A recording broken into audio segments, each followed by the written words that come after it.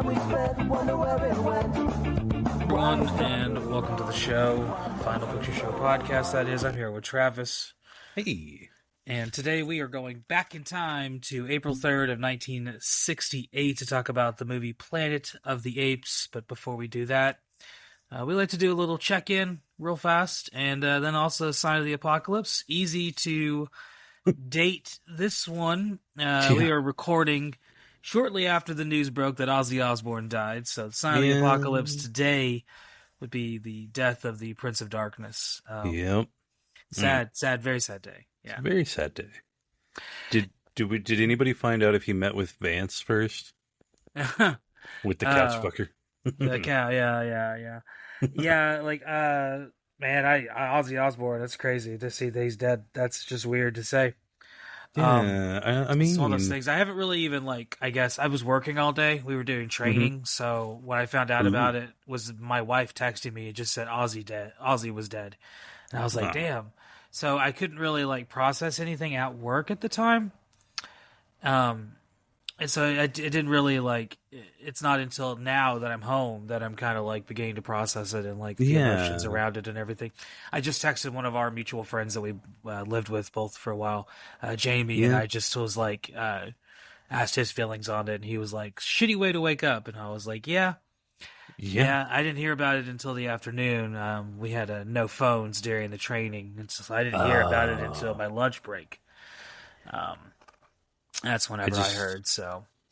I had happened to be off work, and I was just checking my phone, and I saw it. I went to confirm it, and all the articles were 10 minutes, 8 minutes, 15 minutes, something like that. I was like, well, shit, this is the earliest I've ever been on this. So... Yeah. So I saw it right when they released it, so... Sad, man. It's sad. That one hit me. Yeah, more than some there's been a lot of recent ones that have hit me, but this one really did. It hit me hard. I mean, I just playing music growing up.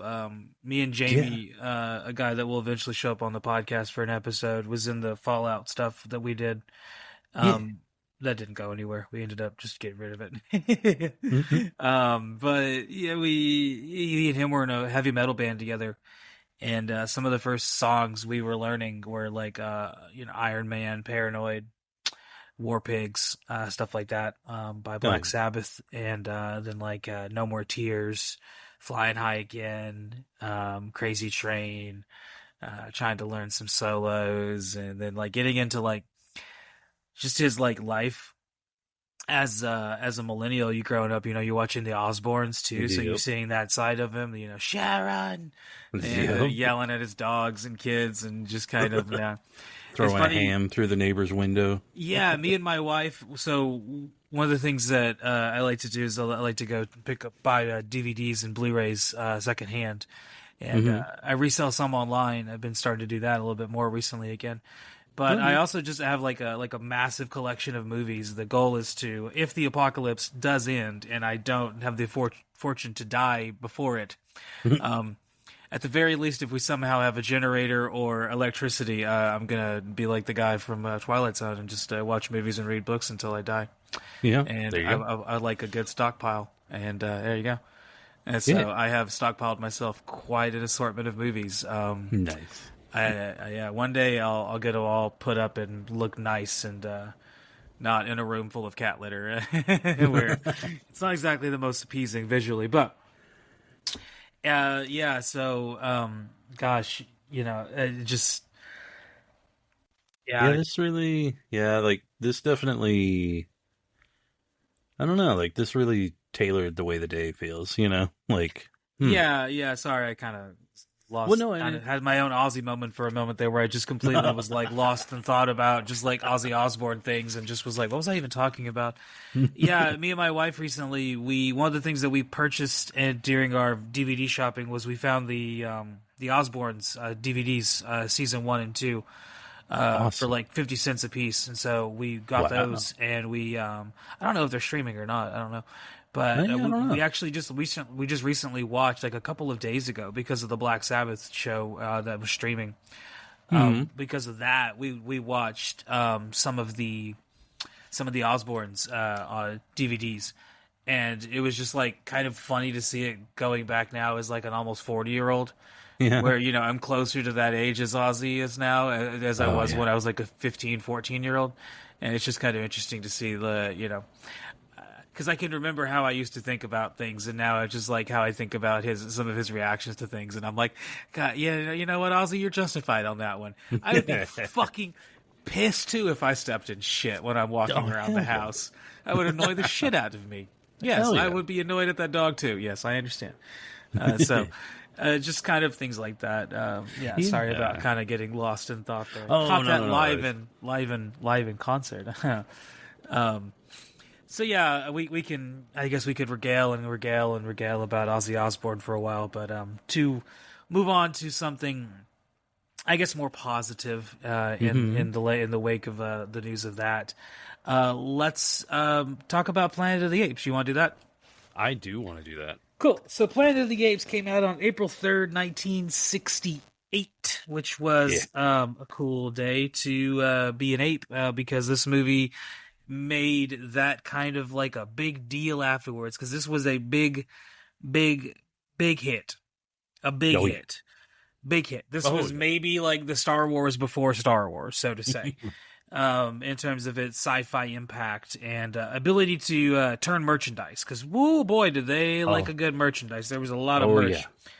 And we're going to be talking about all the Planet of the Apes movies this month, as well as some bonuses that we're going to do, because we're also celebrating our 1-year anniversary of the podcast this month as well. So we're not going to go crazy on one episode, because otherwise it would be like the first Planet of the Apes episode that we did, which is like 2 hours and 40 minutes. Oh no. Which is much longer than the actual show. Of all the Planet of the Apes movies to go that long. Yes, a good portion of which is just me not knowing how to edit back then, because I was learning on the fly, DIY. Remember, we're punk rocking this shit. That's right. I feel like I've gotten much better with the editing. You'll have to let me know in the comments if I have. This is what we call interaction. YouTube tells me I need to do it. Apparently, I need to speak more to the audience. For those of you on Apple, I guess you could review the show. That would be helpful. There's a lot of you listening out there, and that would be nice of you if you could do that. That'd be cool. Yeah, I looked at our iTunes stuff and trying to see how many people were listening, and Spotify as well. We don't have hardly anyone listening on Spotify, and that's okay. They are Spotify is a means to an end. I was going to say I listen to most stuff on Apple, so.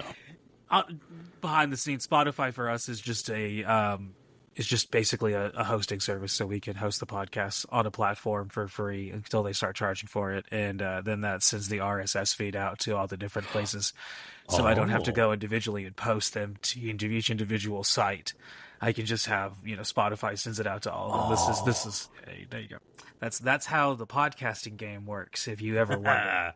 Otherwise, you're just some sausage was made. There you go. Otherwise, you're just kind of yelling into the void on YouTube. But YouTube is a wonderful place. That's why we always upload first to YouTube, because that's where a lot of the podcasts are going. So there you go. It's a great place to yell into the void. It is a wonderful place to yell into the void. Let's continue to do so. Yes. Directed this movie was Franklin Schaffner. That's a Schaffner. He's a big dude. He directed Lionheart, Papillion, lots of TV shows in the 50s, Islands in the Stream, Nicholas and Alexandria, and of course his big hit that he directed right after this one was the very, very, very famous biopic about General Patton called Patton. Which is a movie that we talked about not too long ago whenever we were talking, I forget what movie it was. What movie? Do you remember? There was a movie we talked about not too long ago. I might edit all this out. I may not. I just recently, we'll find out. But what movie was it that we recently talked about from the 80s or 70s? Oh, I'm going to our page to look at it because I don't remember. The Day the Earth Stood Still.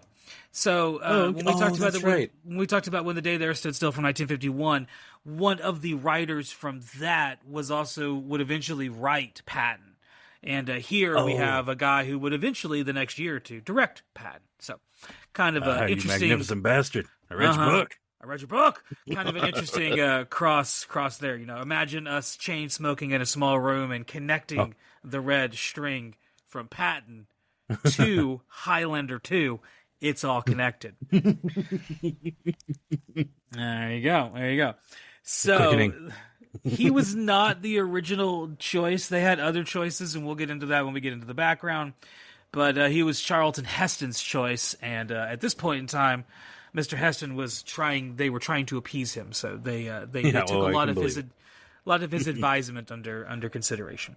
Yeah, and we're not going to talk much about Charlton Heston here because we talked about him a lot when we got into Omega Man. Shameless plug if you didn't listen to our Omega Man episode, go back and listen to that. I think that's one of our strongest episodes, honestly. I'm with it. As on the spot, we're coming up to our 1 year anniversary. We have some people that are probably going to be listening for the very first time. As we do every single episode. If you look at whenever I look at our YouTube statistics, I don't want to be one of those people that's like 86% of my audience is brand new. Like I don't give a shit. But yeah, we have a large percentage that are listening for the very first time. Any recommendations of our previous reviews that you think they should go check out? Anything that you would be like, hey, this is when this is a good one.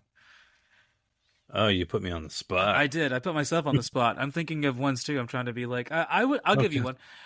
One that I think that we really kind of started hitting our stride, so to speak, was Blood of Heroes and Six String Samurai.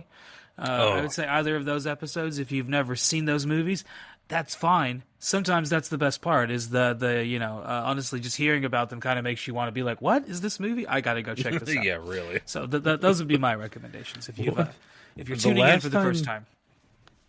The last time I gave a recommendation, it was one of our worst ones.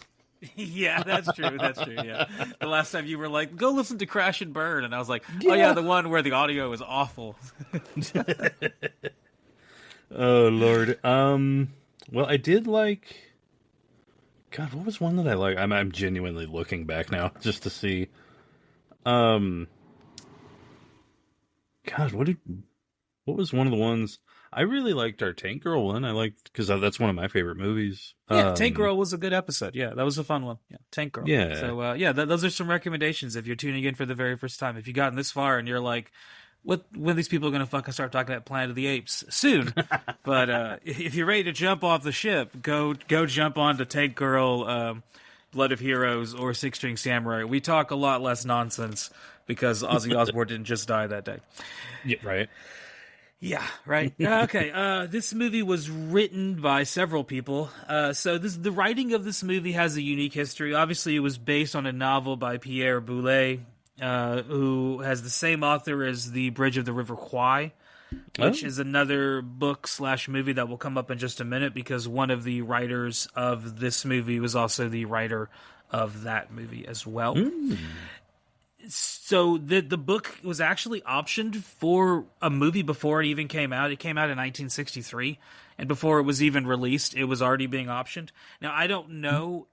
My guess would be because he had already had success with Bridge on the River Kwai, which has its own unique writing history when it comes to that movie. So the history there is that movie was actually, he was given credit on it only because the other two writers on the Bridge of the River Kwai were blacklisted. So they were not able to be given credit. So they had to give credit to somebody under studio laws for the writer. So they give credit to the writer of the book, who then got, I believe, that is what launched him into something of a little bit more fame because he's a French novelist. And so the Bridge, that book, that comes out a couple of years before this one it starts getting written. And he would later go on to say this is one of his worst novels. He didn't really think it's all that great.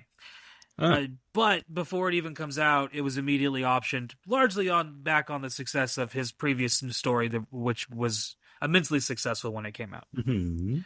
So that's the novelist. The person that was chosen by the studio, Fox is the studio here, to adapt this book was Rod Serling, who is the same Twilight Zone, Night Gallery, one and the same. Yes.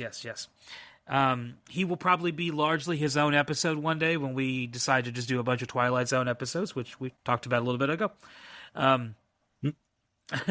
He also, besides writing that, Rod Serling would also be the writer for Doomsday Flight, which is basically Speed if it took place in the air, which is kind of a fun story. which is probably why they've never tried to do speed on a plane, because it's already been done. Yeah, basically. Yeah, basically. He also did some westerns, so kind of going very into the pulp canon there, with One-Eyed Jacks as well as The Loner. Some credits there.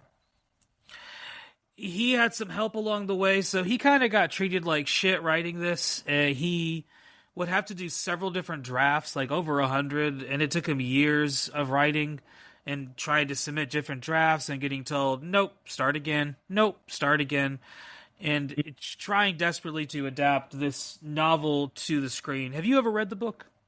I've never read the book.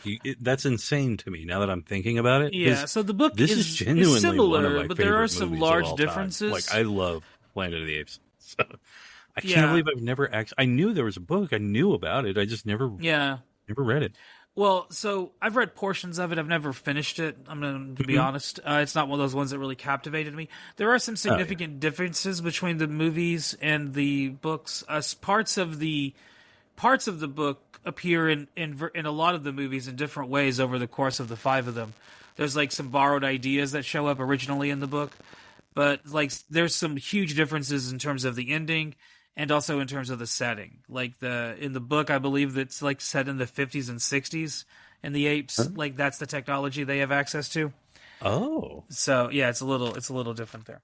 And like I said, also the ending is completely different. Also, the characters have a different name.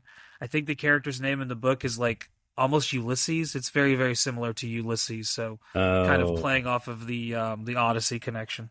Right. Yeah. So Rod Serling, like I said, kind of had a hell of a time getting this movie written. So along the way, he had some help from other people, including the ending that became famous. That was an original idea he had later on in the drafting process, but it didn't take shape in its final forms until a brunch outside in New York, where they saw the Statue of Liberty and kind of began to put things together. And also, he's kind of stealing from himself when he does this, because it's also very, very similar to a Twilight Zone episode that would appear years beforehand. So, kind of robbing from Peter to pay Paul there. Like, y'all want a good ending? Well, I got one. And boy, did he, because the ending would go down in history as like one of the best endings to anything ever. So, and then it has been forever ruined because... Like what DVDs will have the Statue of Liberty ending on the cover. Yeah. Like, good call. Yeah, kind of silly. So Rod Serling had some assistants, and one of the bigger people that helped along the way with the drafting process was a man named Michael Wilson, who would get credit as one of the writers here. He would also write several other movies, including Che, the kind of not very good Che Guevara biopic. Lawrence of Arabia, Bridge on the River Kwai, we talked about that earlier. Salt of the Earth, A Place in the Sun, and probably his biggest one is everyone knows is It's a Wonderful Life. So, yep, yeah, and continued writing stuff all the way back to like the 40s. So like was very active in Hollywood and was brought in here to help out Serling with him kind of finishing the completion of this. And I think it was his idea or the director's idea. I forget whose idea. One of those two men had the idea to set it kind of in a more prehistorical setting to get away from the fact that they would have to spend so much money to make the sets and everything as they needed them to based on the book. So that's kind of one of the things that they took an idea from there. We also have one uncredited writer who was John Kelly, who would write a bunch of Alfred Hitchcock's and as well as other TV shows in the 50s, as well as the show Zigzag. And he would come in to help with some of the dialogue, so kind of crafting conversations between them and everything like that. Gotcha. All right. And there's some solid writing teams here. Yeah, it was a very good team. Let's get into the cast and then the background here. So we already talked about Charlton Heston. If you want to hear more, let's talk about that. See Omega Man. Somewhere in there was a sentence. Let's move on to Cornelius and talk about who plays Cornelius, because we're going to talk about him a lot. So we'll kind of squeeze in more, but it's Roddy McDowall.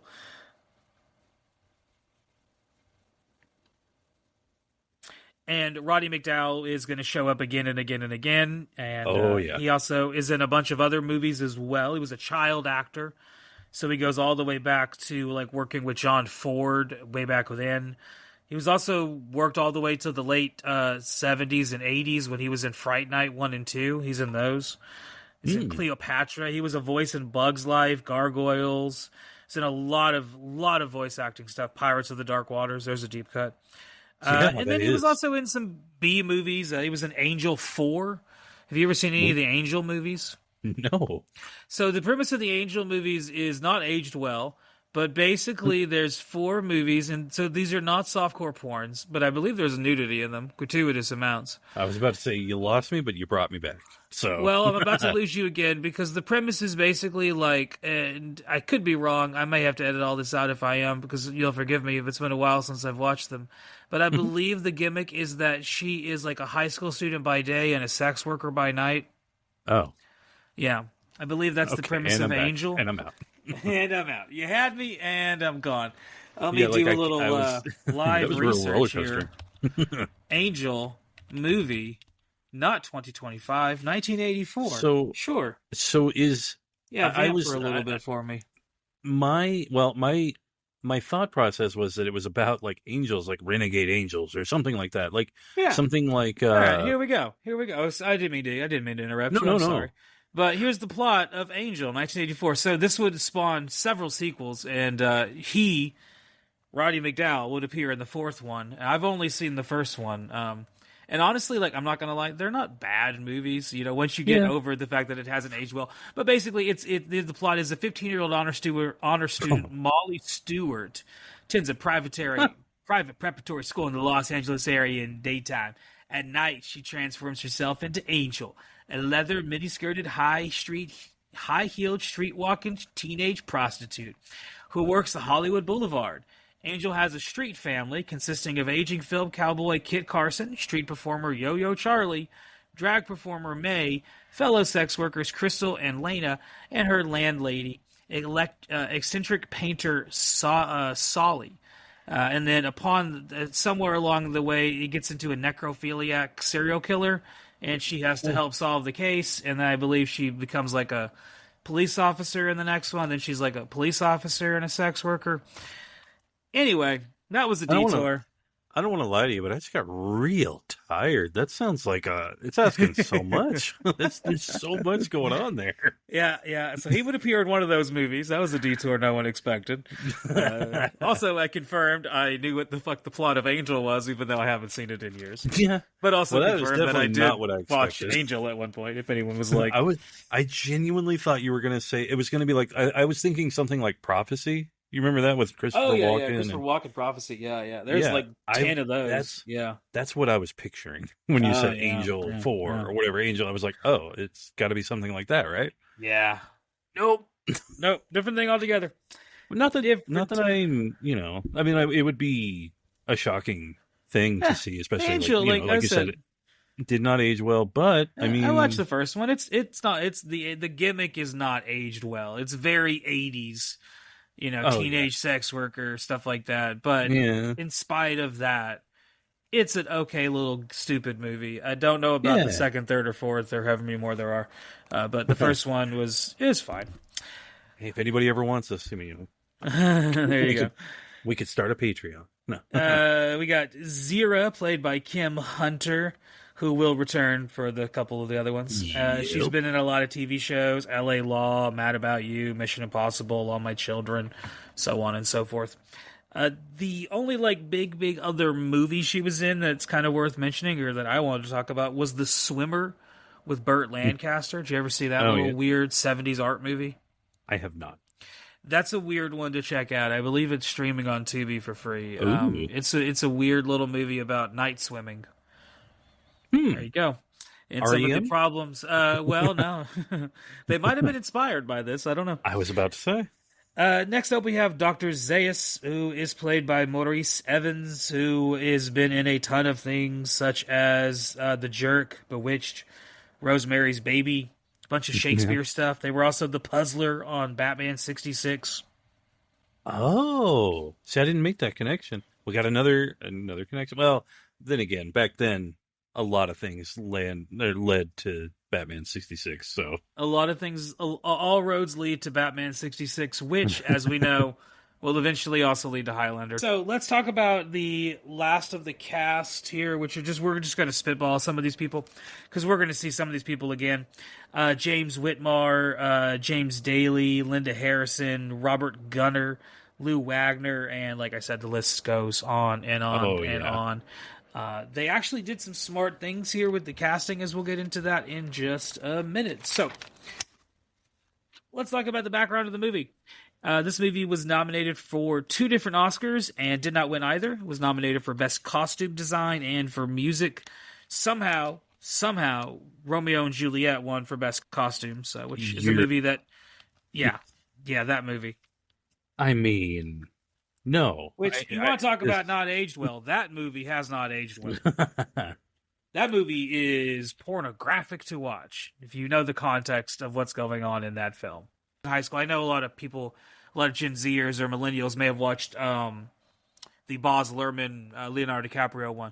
We watched that one as well. But before we watched that one, we had to watch the original 1970 one. And different than you expected. We talked about this because I said that one of the teacher I had, his comment was about how he felt Claire Danes was not as attractive. Claire Danes was not as attractive in the remake, and I was just like, what in the fuck kind of comment is that to make for a class? I didn't realize how awful that comment actually is. Yeah, that's a weird thing to bring up in English Now class. I get it. Yeah. Oh, goodness. Yeah, so if you're looking for some millennial trauma to add to that PTSD card, show child porn in school. Check. There you go. All right. Next on the list. So I thought it was funny that the Apes, whenever they took their makeup, which took them hours to apply, about 3 hours to apply the makeup, which they then had to wear for about 8 to 12 hours a day. Oh, God. They could not take it off during lunch, so all the lunches had to be served in liquid form. Oh, no. And they had to watch themselves eat in a mirror, so if they made any mistakes, they had to reapply it. Oh, Lord. All of this was taking place during the sweltering summer in Arizona and Utah and California. Oh, God. To say that these people were not properly compensated is an understatement. In fact, several 60s. people had heat strokes, including the director. Like, a lot of people had heat strokes because of this, because of the conditions. Yeah. It's a different time, man. It's a different time. Oh, yeah. It's a very, very different time. So, in spite of this, only like a couple people, like Roddy McDowall is the only one who seemed to enjoy the makeup. So much so that he would like drive with it home and freak people out intentionally and like go into stores and like get into hijinks in the makeup. Oh, that's just awesome. to fuck with people. I thought that was hilarious, which is like, yeah, he even showed up to like a set. Like, I think he went to go visit the Jackson 5 in full costume, which is funny. Knowing like what will happen with Michael Jackson later on, but yeah, he shows up to see the Jackson 5 in full like Abe costume. Oh wow! Yeah, so just kind of doing all kinds of goofy shit like that. He was probably the only one who enjoyed it. Everybody else seemed to hate it, including Kim Hunter. She had to take Valium every single day just to be able to deal with this, this panic-inducing environment of being like, okay, so you're in pounds of makeup and costumes. You're doing ridiculous shit, the sweltering heat. You only eat through a straw. Oh, and God. We need to cut to that, what was that? I Think You Should Leave with Tim Robinson's skit where he's like, yes. I don't think I should. I don't want to be around anymore. Exactly, basically. Like, oh, God. Like, the movie is amazing, but man. Oh, yeah. What the pains they took to make it. That sounds fucking suffering awful. for art. Well, you might think Charlton Heston had a better time, but he did not, because he had the flu for most of the movie. Oh, and God. so pretty much the entire time he was sick. Now, they didn't shoot in sequence. They shot out of sequence because of all this, all the conditions. Yeah. But pretty much the entire time he was sick with the flu. And so he had to do all of this movie basically shirtless, largely almost half nude pretty much the entire movie in the sweltering heat. Constantly having to be apparently the bigger issue and this just goes into like basic chemistry, so if you're ready for a chemistry lesson, is if you apply a bunch of water to your body to make yourself appear like you were sweating, when you are then running around in the sweltering sun, the heat will absorb the moisture from the water on your body, thereby making you fucking really, really hot and very, very sweaty. So this was the issue that he was running into, on top of having the flu. So just sweating, apparently lost a shit ton of weight. Was constantly having a problem. Although I would say probably most people there were not feeling too sorry for him based on what they were going through. Oh, I was about to say, are you having it bad? What we know about Charlton Heston as a person, right? That's fair. That is fair. Yeah. Speaking of Charlton Heston, let's go ahead and talk about him because he had some input here with the producers in terms of the director. So the producers wanted 2 different directors that they were considering between, but Charlton Heston had final say, and he chose neither of these guys. Oh. So the other 2 guys that they were considering were J. Lee Thompson, who would go on to direct Camp Fear, as well as several other things, like mostly Cape Fear. That was his big one. Yeah. As well as, I'm trying to see my handwriting here. Crime. Oh, the fuck that says crime in the... Okay, I'll redo all this. Take 2. Speaking of Charlton Heston, he had a lot to do when it came to the creation of this movie in many different capacities. One is the producers had 2 different directors in mind, and they gave it to Heston to choose between 2 of them, and he said, I choose option 3, a completely different guy, who would be the guy who would go on to direct the movie. But the 2 guys that the producers wanted were J. Lee Thompson, who is mostly known for directing Cape Fear, and Blake Edwards, who would go on to direct Breakfast at Tiffany's, as well as the Pink Panther movies. Oh. Yeah. Now, Heston, the first time we talked about him, we talked about how he read the book that Omega Man was based upon on an airplane and thought this would make a good fucking movie, and then decided to make it into a movie without even knowing that Last Man on Earth was already a thing. Kind of a similar thing here. He was given the book by producers, and he read the book and thought, this book is awful, but it'd make a good-ass movie. And so he was on board right away. And as soon as he got on board, he kind of began to shape a lot of how the movie would become to be made.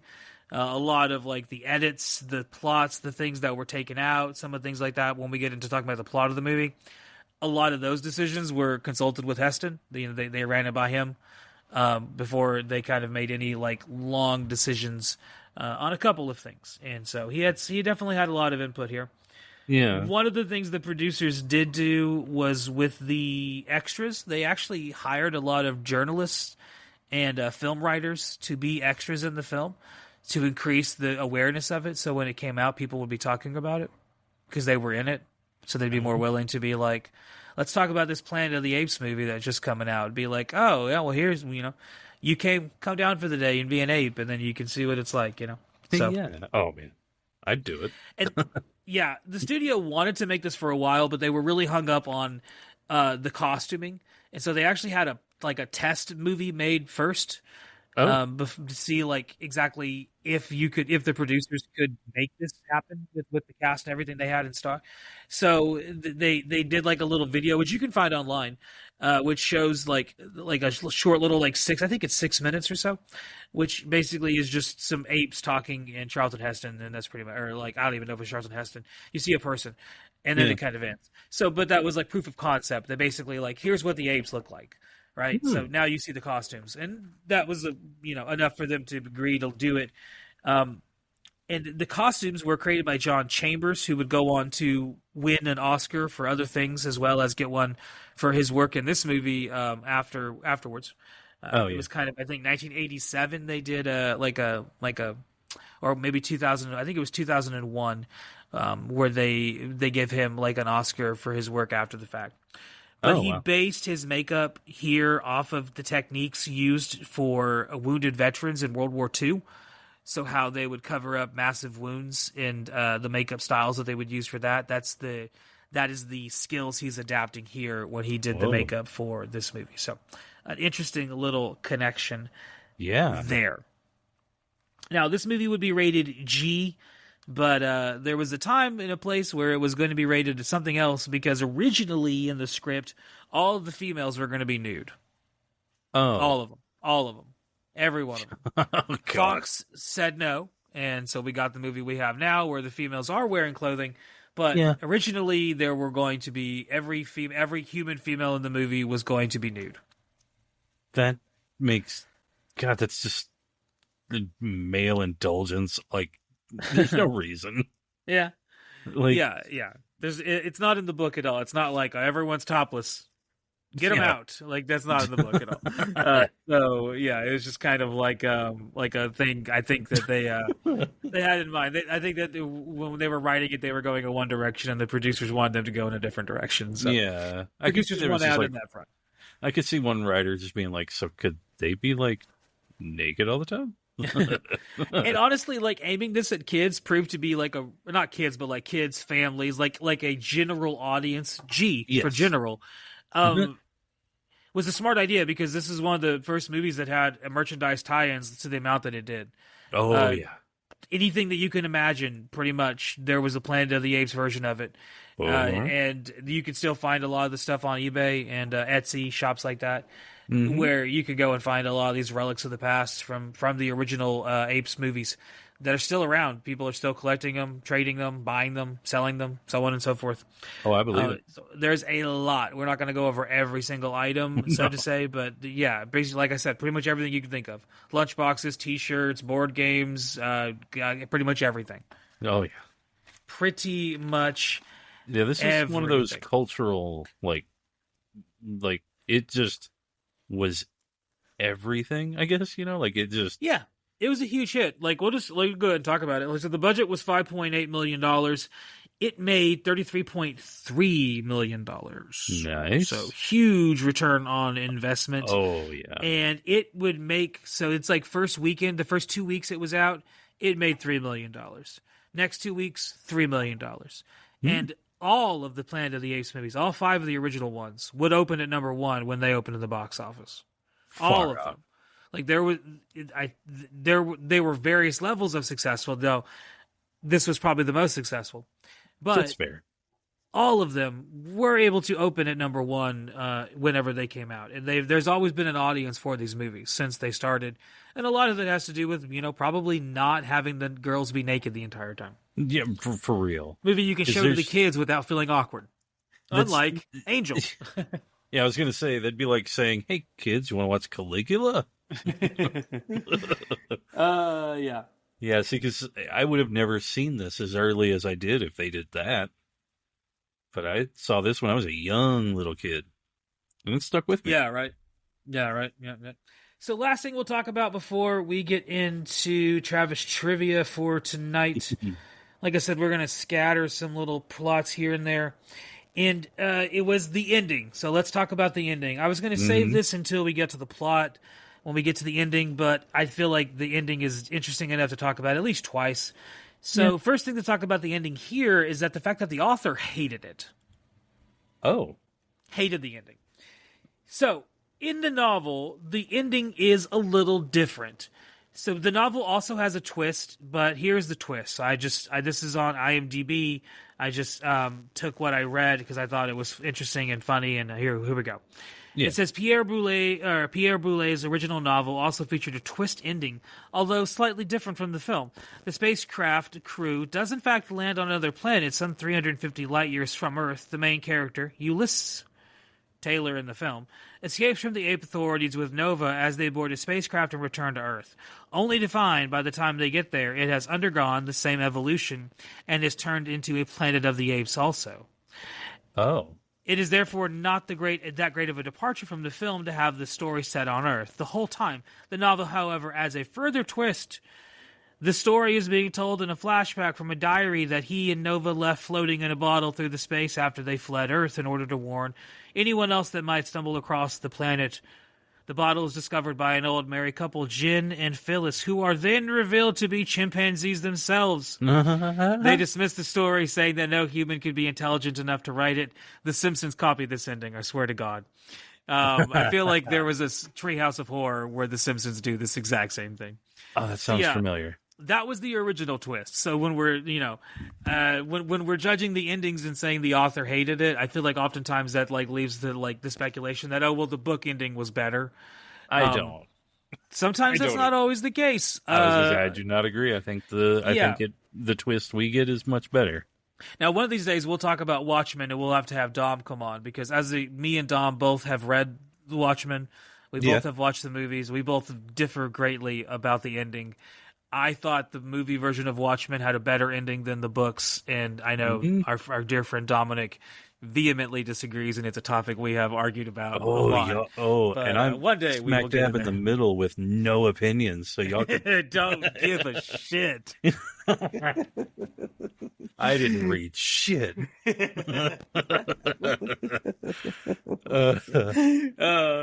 like it.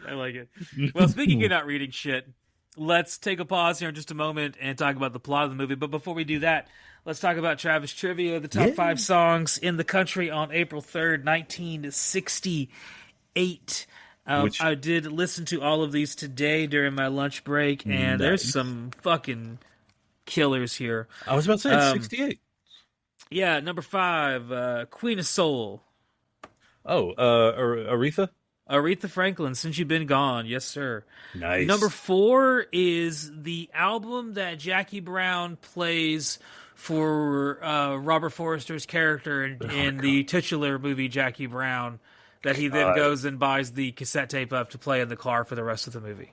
I know exactly which one you're talking about, and it's been so long since I've seen that movie. Yeah. And it makes me want to watch it again right now. Do you remember the group? I do not. The Delphonics. Oh, okay. Yeah, La La Means I Love You. That's the number 4 song. Yes. Number 4 song. Number 3 is the United States' Beatles ripoff.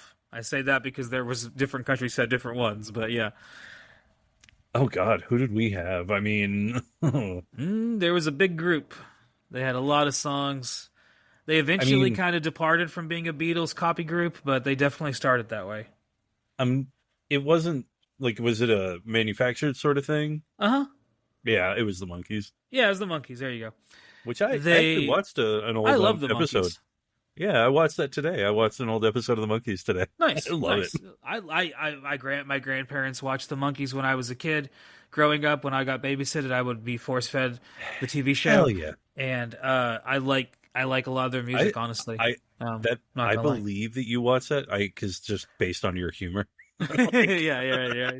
I think that's correct.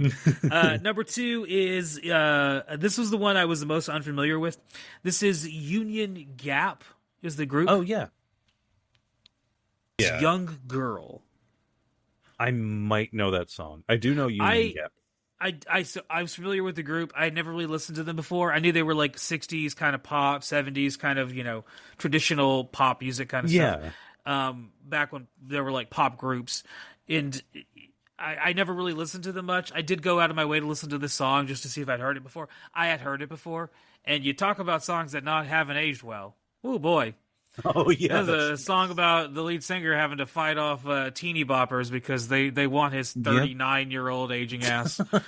But he does say you're too young. You're too young. Yes. He should also say I can't take you to bars. You don't know what a mortgage is. Things like that, rather than just "you're too young, girl." Yeah, no. Well, yeah. Thank you for explaining, though, that you're too young, but Yeah, don't stop trying. So this reminded me of the Danny DeVito test. Are you familiar with the Danny DeVito test? Oh, I may not know this. And this is why I just thought of this, because basically saying, you're too young for me, girl, I would never touch you, you're too young for me, that's literally the Danny DeVito from It's Always Sunny, which new season out, by the way. It's fantastic. From him, when they do the pageant, no one younger than my daughter, all that stuff. So, that reminded me of the Danny DeVito test. An audience, if you've never heard the Danny DeVito test, here is the Danny DeVito. Have you ever heard the Danny DeVito test? No.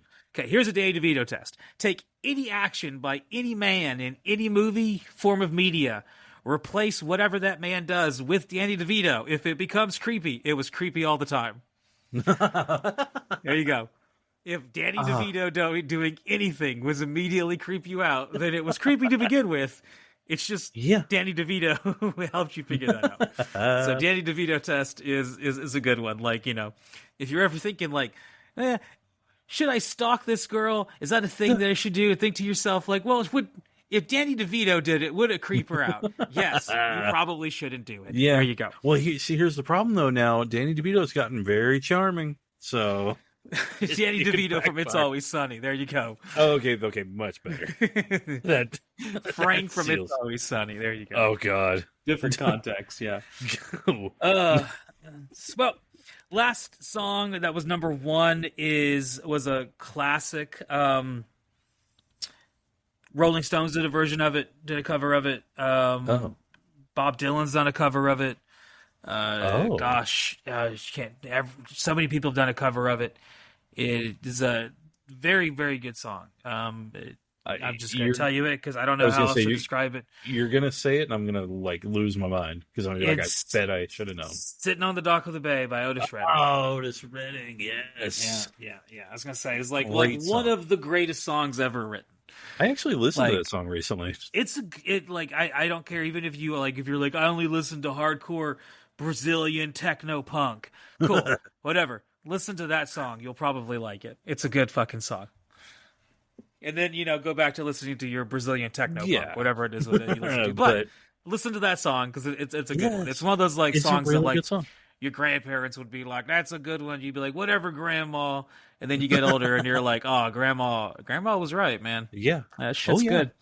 That shit is good. Speaking of that shit being good, we're going to take a little break and come back and talk about the plot of Planet of the Apes from 1968 in just a minute. See you then. Yeah. See you.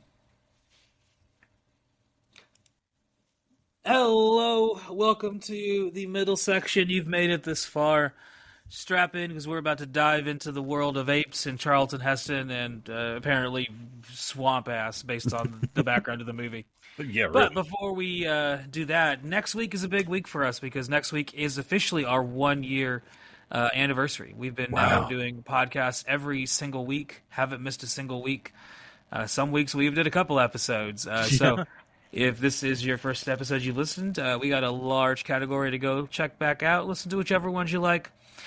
We gave you all some recommendations earlier in the show, and we're going to keep doing this because it's been pretty fucking fun. I've had fun. I'm loving it. Yeah. So next week we are back to talk about two different movies. We are going to talk about Planet of the Apes 2, so to speak, which has a different title. I believe that's Beneath the Planet of the Apes? Yes, Beneath the Planet of the Apes is where we are going next week. But because it is our 1 year anniversary, we're also going to look at Time of the Apes, or the Japanese Planet of the Apes ripoff that would come a couple years after this and would famously be reviewed by Mystery Science Theater 3000. Figure that's an appropriate way enough to celebrate 1 year, merging what we're currently talking about with our kind of primary influences when doing the show. Our favorite oeuvre. Yeah, exactly. So tune in for that next week. We got a twofer coming at you, and see you then. Take it easy. Welcome back. You might notice a change in audio quality. That is because behind the scenes, my AC unit went out at my house, and currently recording in my previous place is just not feasible. It's like 88 degrees. It's just, no. I don't feel like sweating through my clothes, so you'll notice a little bit audio change here for those distinct listeners, but hopefully it's not too noticeable. Let's get into the plot of Planet of the Apes. Also, I am downstairs, so you might hear some cats and dogs rummaging around, or my wife yelling at said cats and dogs to stop rummaging about. So if you hear such things, just go with it. It's okay. Or I'll be rummaging around, It's true. We might just yell at Travis. It's like, God damn it, Travis, stop rummaging. And I'm just like, there you go. Speaking of rummaging, we start the movie in space with Charlton Heston, rummaging about as he is speaking to himself in a little recording as he narrates a little bit of context for us. This is very Twilight Zone. From the beginning, from the beginning of the movie, you can immediately tell like the writer of this definitely had his hand in some of the Twilight Zone episodes. Oh yeah. And he's saying that we're 700 years. It's been 700 years, and Earth is advanced on now. And you probably shouldn't be smoking next to all that machinery. Yeah. Just some important shit that'll keep you from not dying. And you're just like smoking a big stogie next to it. I'm like, Yeah. I guess it's the late 60s. That was still like the time. It was just like, if you're a man, you should be able to smoke whenever you want. Yeah. Wherever you want. Self-contained, like, plane. Shuttle. Doesn't matter. Who cares? Yeah, it's just recycled air. What's the worst that could happen? What's the worst? Yeah, so then we get the credits, and I like the ambient score. A young Trent Reznor takes notes that you see here. I see a lot of like distinct noises. This going in after Day the Earth Stood Still is you can see a lot of the influence just from that movie to this movie, where it's like with the music especially, where you have this like orchestral score, but then behind it you have like these ambient, just like echoing loud noises that are very distinct and kind of almost like chaotic in terms of their placement within the score. I don't know. I'm going down along. I've been listening to a lot of Harry Parch today, so yeah. If you, for those of you that know Harry Parch, a lot of the music here sounds kind of like Harry Parch. Where if you listen to Harry Parch, sometimes it can sound both like madness and kind of like beauty at the same time. Just kind of depends on what you're looking for. But away from the music, we do get some beautiful imagery as we see what is clearly the United States. You can very distinctly tell some of the trademark of rock formations that you see in some of the western parts of the United States. I think Utah, California, things like that. So it's interesting that they don't notice that, but hey, they crash. And everyone wakes up except for Stu, who is dead. Stu has died. The one lady that they were supposed to repopulate the world with, their Eve. Yeah. They're Adams, as Charlton Heston says. He does a lot of dramatic pauses in this movie. She has perished some hundreds of years before, apparently. Like so. Oh yeah. They're not too broken up about it, or at least Heston's not too broken up about it. Taylor, as he is called. Yeah, he kind of comes off as a tad misanthropic. Yeah, a little bit. Yeah. His motive here is very like he's obviously the protagonist. But he's almost silent for a good chunk of the movie too, so that kind of makes it interesting. And when he's not silent, he's very he's an interesting character. That's all I'll say. I think he's one that it's fun to examine him as a character to kind of see exactly what it is that you're you're looking at there. And we immediately see we have a black astronaut, which is fucking dope for the 1968. Right? That one of the major characters is a black man. And it's not like a thing where they're like he's treated as lesser than or anything like that. No. Like just treated as complete equal. That was cool to see. That was very progressive sci-fi. There we go.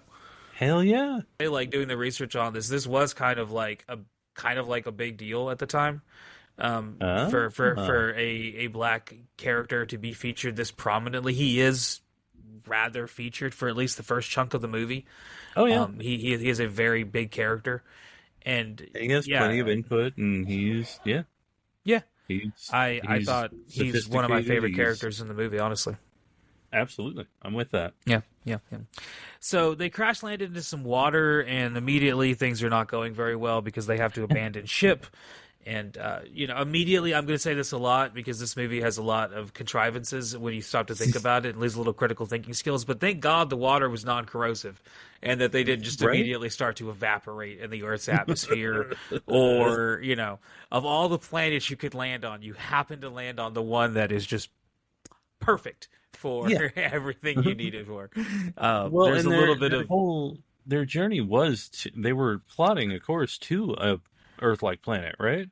Or no? Yeah, I believe that's the whole idea. But you look at a movie like Interstellar, where I think they kind of presented a little bit more, planets that have Earth-like, the potential to inhabit life in Interstellar, and then it's there. It's almost every planet they go to unfortunately something's horribly wrong with it.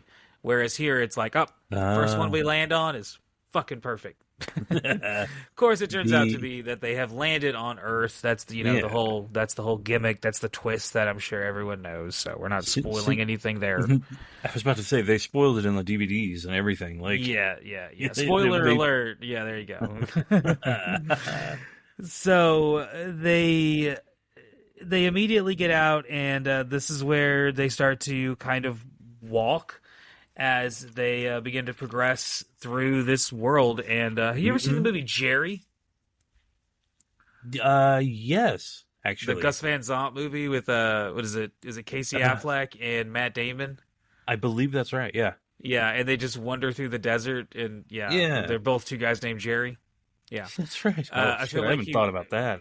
Yeah, it's not a very good movie. It's a hard watch. It's a very weird, like, not very fun art movie to watch. You feel like you're going through the desert with them while watching it. You're like, wow, this is fucking boring.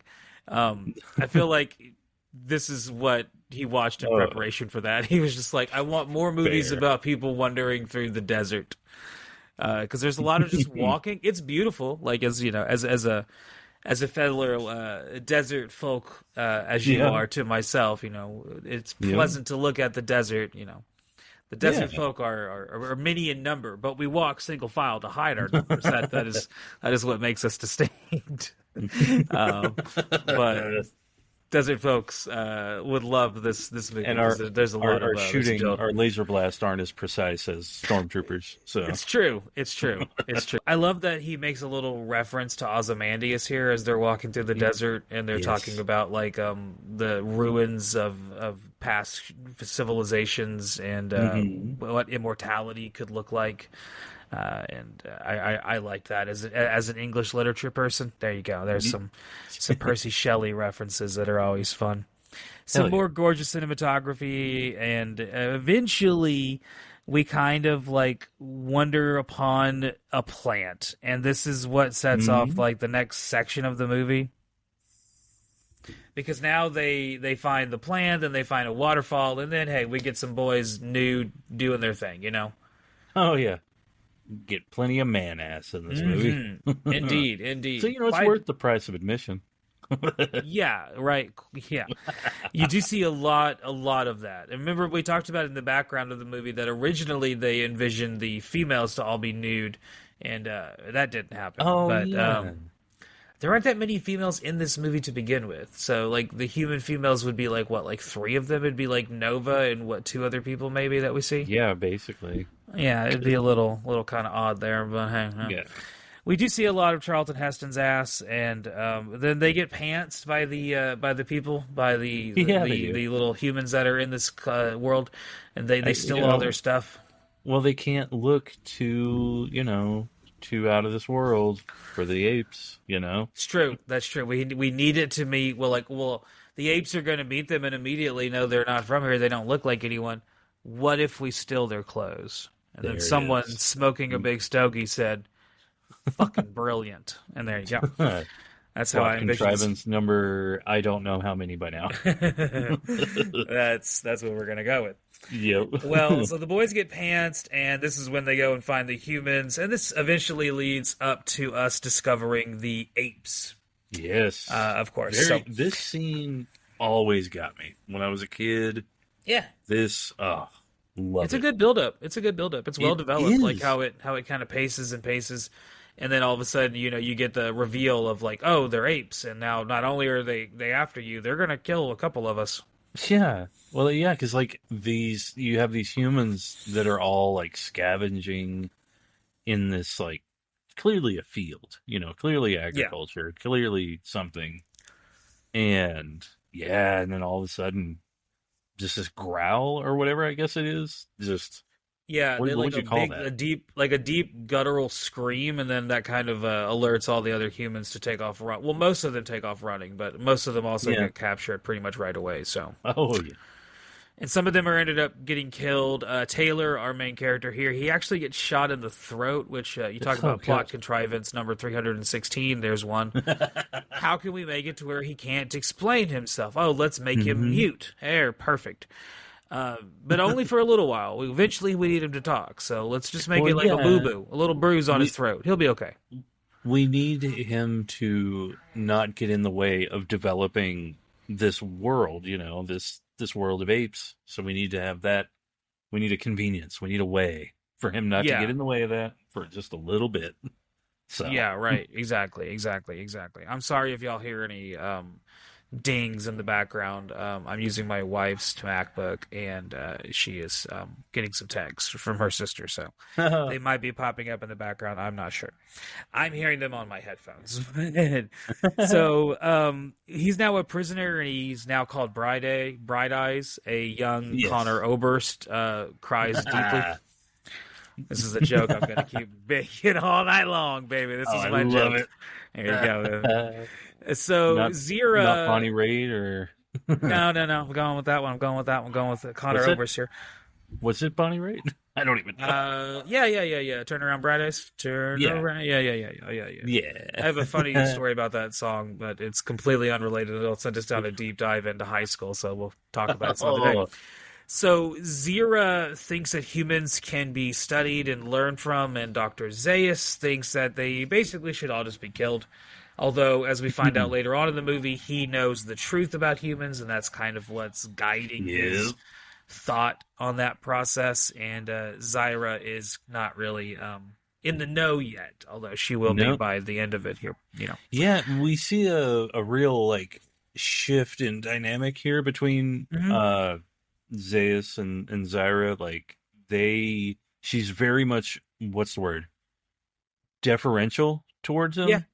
She's very much like she refers to him. She basically is like, I'm glad you're here. Like at the beginning she's like, yeah, you're the authority, you're the science authority, you're the one in the know. And there's no real hint, or at least she doesn't show it, that there's any kind of frustration with trying, I guess, the advancement of science and their hindrance in that, So, God, this movie has so many great themes. It has a lot. It has a lot of themes. It does have a lot that it builds onto, and the way it layers itself is really interesting. And it has a lot of Rod Serling's kind of typicalness with his writing. If you watch a lot, I've watched every episode of Twilight Zone. My dad made me watch it as a kid. I own all of them on Blu-ray and on DVD, and I own half of the series on the old ass VHSs. Ooh. I own a lot of different versions of Twilight Zone, including the Jordan Peele version, the Jonathan Davis version. Anyone remember that one from the 2000s? Yeah, that one's sucky. And in a lot of the different versions they change, but the original has a lot of this movie kind of baked into it in terms of a lot of what came before this movie. We talked about last time, robbing Peter to pay Paul. He kind of borrows a lot of his own ideas and represents them here in a different way. Oh yeah. But in a lot of his writing, he has these philosophical questions where he presents the two sides and allows them to kind of debate between the two. And that's what we see here. We have the question of human. What does it mean? What can we do with humans? And one side is saying we can study and learn from them, and the other is there's nothing to be learned. These are just animals, and we should treat them as as such. Yeah, maybe at the most we can domesticate them, but we can't. There's nothing.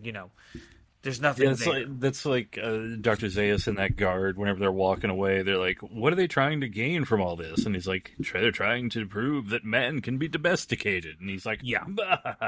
It's so absurd. I love the dialogue in this movie. It's so fucking good.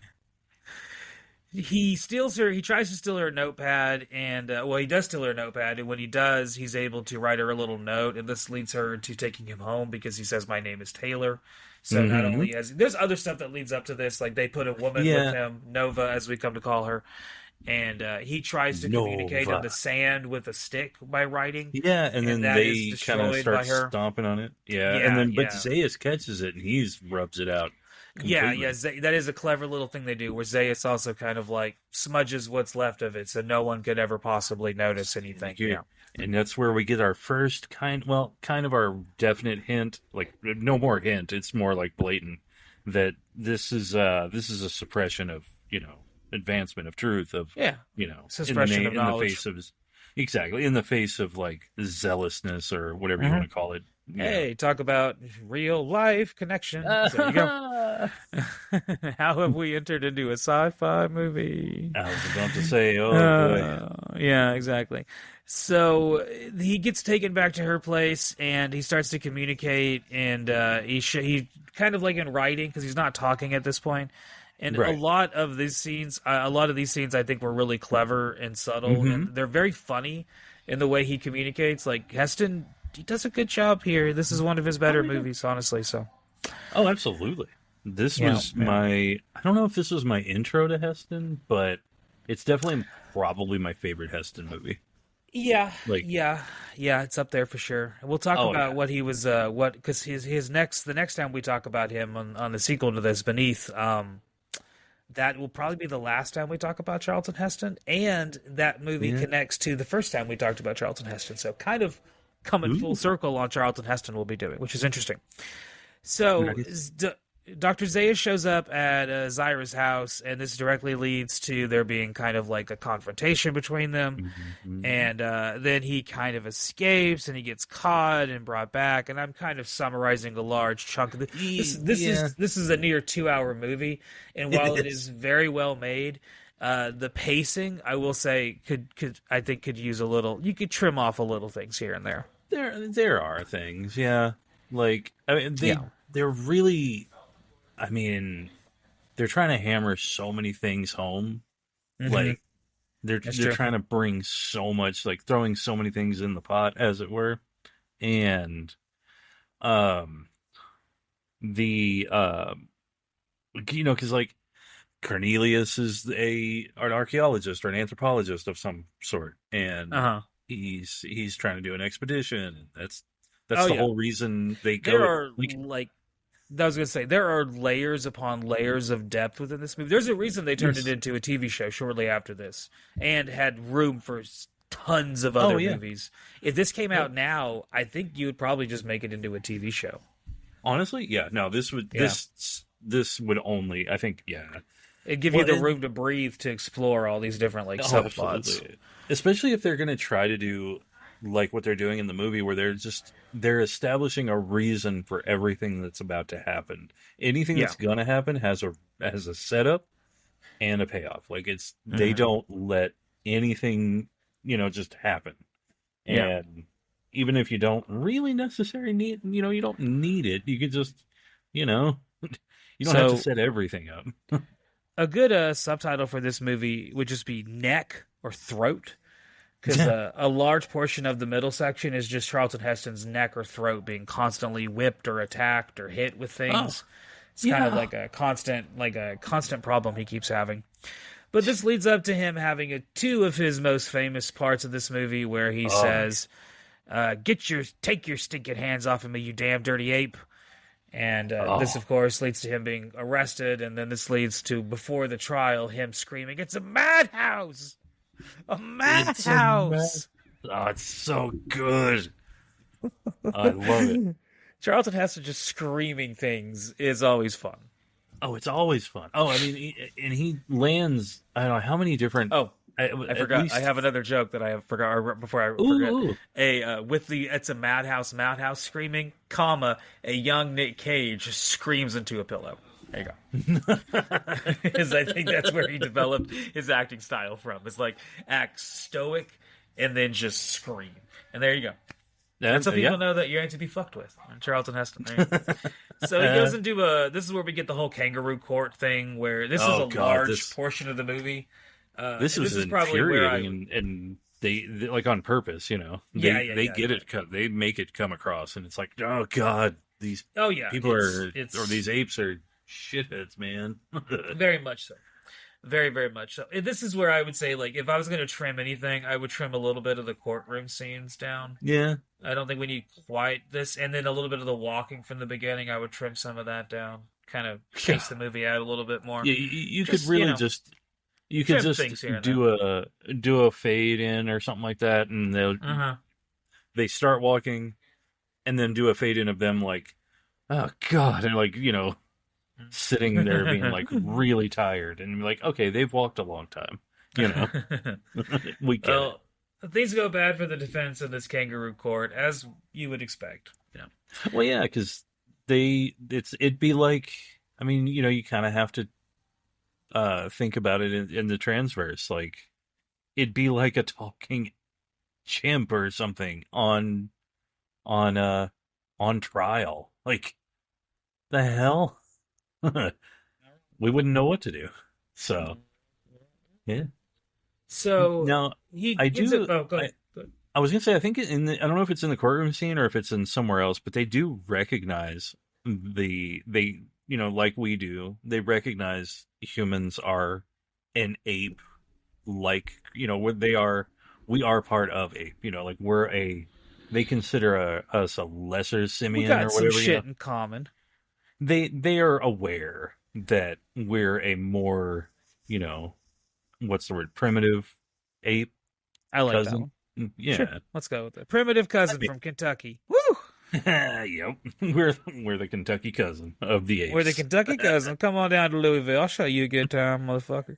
All right, so he's in jail, but that doesn't last for very long because him and the female are about to be jailbroken. A young, thin Lizzie takes notes.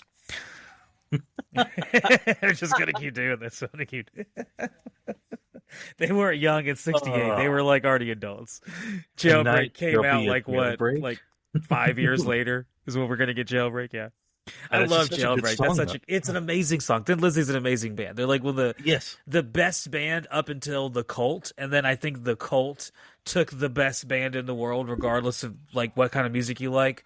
Yeah. Took that banner and ran with it until like maybe the like late 90s, and then I don't know who's the like just the best band in the world, but yeah, Thin Lizzy's Jailbreak.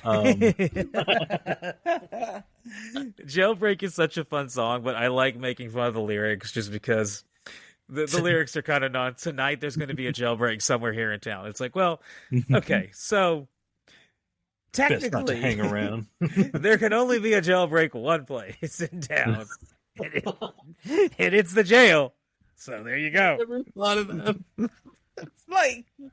like I get the metaphor. Like there's a figurative jailbreak. I understand. Someone is gonna just really push on through and get out of here. Oh yeah. But technically speaking, the jail can only happen in one place. Like so, I just like to make fun of that song. But it's a wonderful song. Where? Oh Lord! So, well, before we have another whiskey in the jarro, let's get back to this movie. Let's get back to this movie. So, Zyra and Cornelius, who Cornelius is going to take over the crown as kind of one of our main characters in the next couple movies here. Yeah, and he is Roddy McDowall, who's the one who had the most fun of anyone in this movie. Who, interestingly enough, is not in the next one. He's like the only one he didn't show up for as the sequel. Oh yeah, yeah, but they use like stock footage of him, and they just like dub in someone else's voice. Yeah. Speaking of Roddy McDowall, one of the things I did watch was he had a home movie he did while filming, and I didn't watch all of it, but I watched because he filmed himself getting the makeup on and everything. I was like, it was much more minimal than I thought it was. You know, it was really cool to watch. Yeah, a lot of face paint, a lot of makeup work, and it's just a little bit of prosthetics on the face, and that's it. Like, nice. They did a good job. Yeah. Well, we are building to the climax of the movie, and we can tell that because Charlton Heston has fulfilled his birthright by acquiring a gun specifically against the will of others. Because he even says, doesn't he say, like, was it Cornelius or somebody's like, he's like, you don't, or I don't know, he says something about giving him the gun, and he's like, you know, like, I'm keeping the gun or something, you know. Yeah, he's like, I'd rather you not. And he's like, I don't care, or something to that effect. Yeah, like, he's like, he holds up his NRA card and exactly his membership card. Yeah, and so we are off for more walking. This time, amongst the beach, a young Peter Jackson bites his thumbs in joy. So they. I'm enjoying the hell out of this. Thank you, thank you. I'm trying to connect all the dots here, right? Yeah, yeah. So they make it to the beach and this is where we get some guessing as to the intro was filmed at this part because he shaves now. And this movie was not filmed in sequential order. It was filmed out of order. And so I'm imagining the introduction of the movie was also filmed around this same part because now Heston is clean-shaved. He's clean-shaved in the intro, and the rest of the movie he's rocking a beard. So yeah, I'm imagining this would be kind of when that happens. Yeah. Yeah. So, good. Oh, no, I was going to agree with you there. And I tried to keep in mind how sick he was during the movie, Horribly sick. Had a horrible flu. Oh, God. And I could kind of see it. Yeah, he looks like shit. He looks sweating constantly, sweating profusely. I'm sure he lost a bunch of weight. Oh, yeah. So Zaius and the apes show up, and we get us a goddamn Mexican standoff, and a young Tarantino massages someone's feet in anticipation.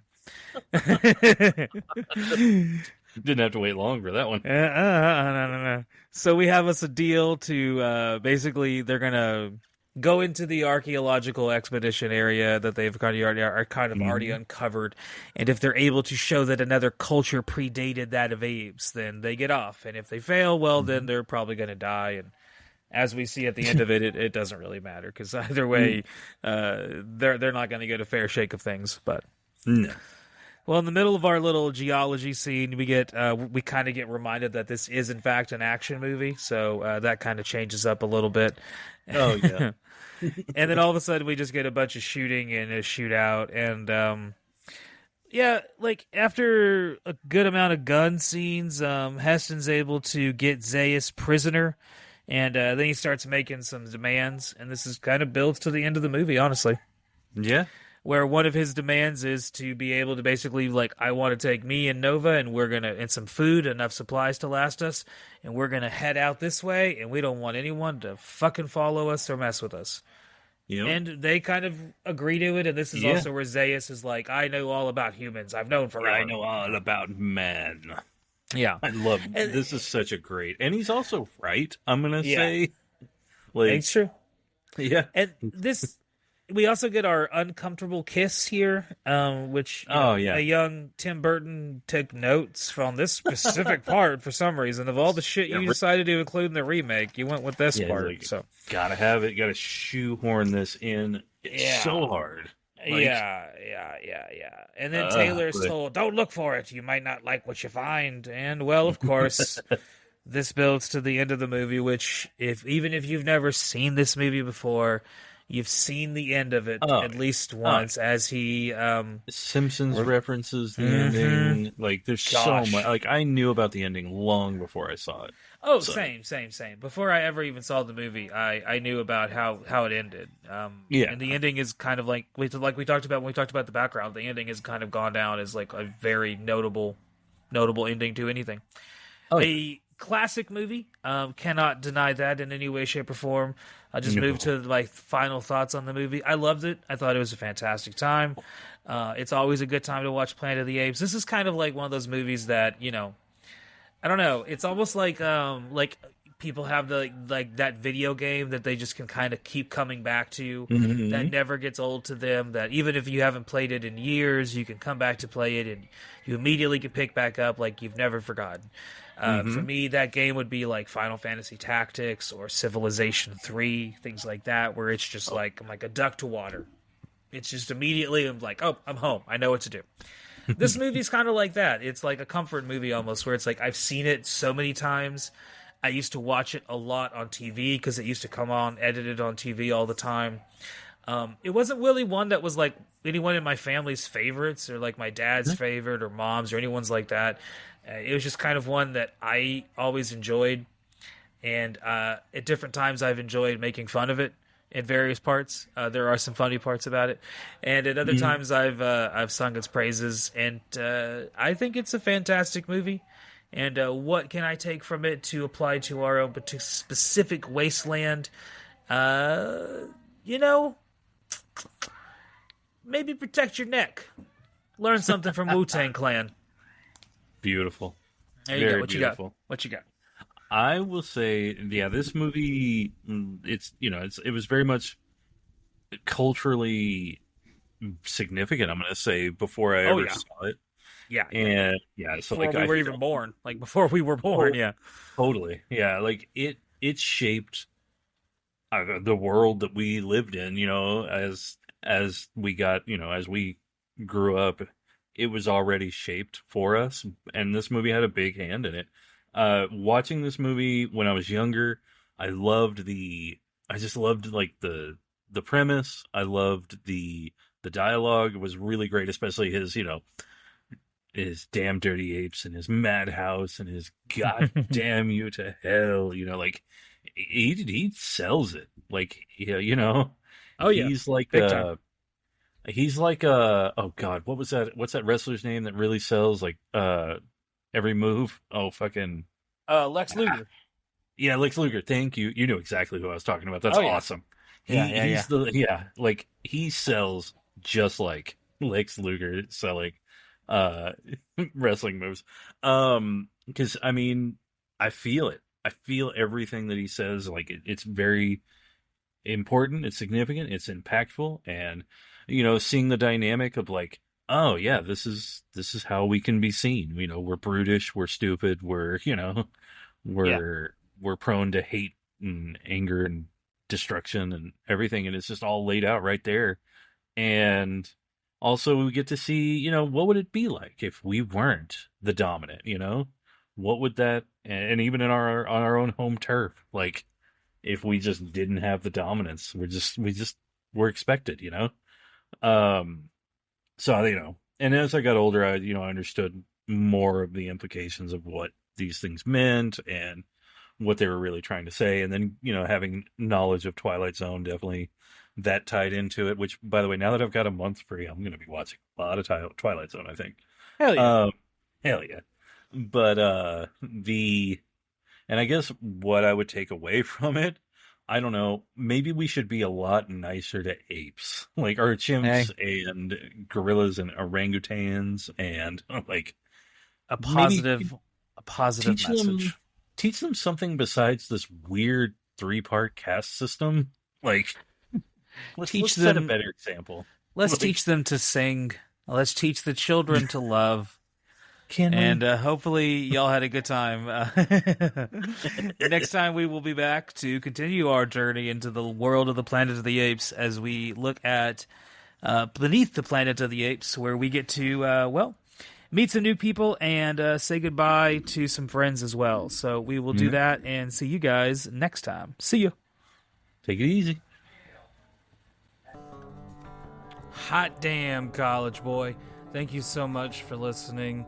Every single week we come back with a new movie about the end of the world, or a movie about the beginning of the end of the world, or what happens after the end of the world, or maybe one day we just decide to watch Showgirls. Who knows? Right? But every week we are coming back, and thank you so much for stopping in this week and listening to the whole episode and hearing our thoughts on whatever train wreck of a movie I chose to force my friend to watch this week. I'm a good person like that. And thank you for also being a good person. There you go. If you want to be a really, really fucking cool person, which you obviously are, why don't you give us a like, and actually, more importantly, give us a subscribe. I find that to be more important. I don't know if the algorithm says it is. I don't really give a shit. But thank you for your patronage either way, and clicking all the things and doing all the stuff. Bye. Thanks.